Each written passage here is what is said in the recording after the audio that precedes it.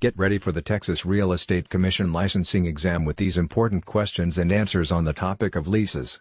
Let's begin. What is a lease agreement, and what does it entail? A lease agreement is a legal contract between a landlord and tenant that outlines the terms of renting a property, including the length of the lease, rent amount, security deposit, and any rules or restrictions. What are the different types of lease agreements?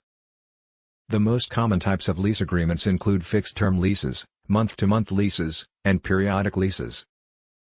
What is a security deposit, and how does it work? A security deposit is a payment made by the tenant at the beginning of the lease term that the landlord holds as collateral in case of any damages to the property caused by the tenant. Can a landlord charge more than 1 month's rent as a security deposit?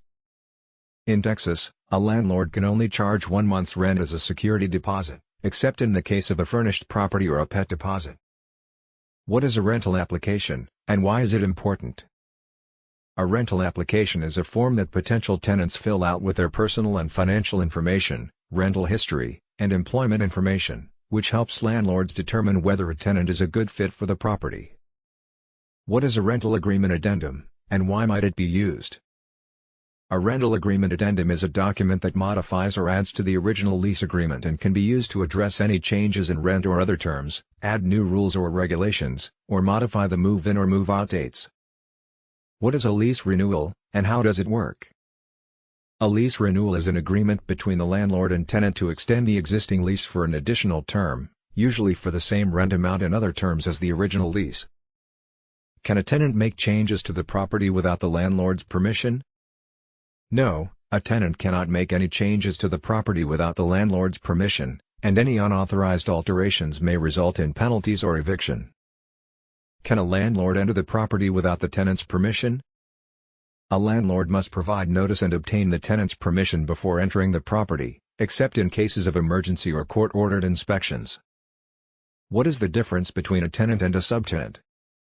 A tenant is the original occupant of the property, while a subtenant is someone who rents from the tenant and occupies the property under the terms of a sublease. What is the difference between a gross lease and a net lease? Answer: a gross lease requires the landlord to pay all expenses related to the property, while a net lease requires the tenant to pay a portion of the expenses. What is a security deposit?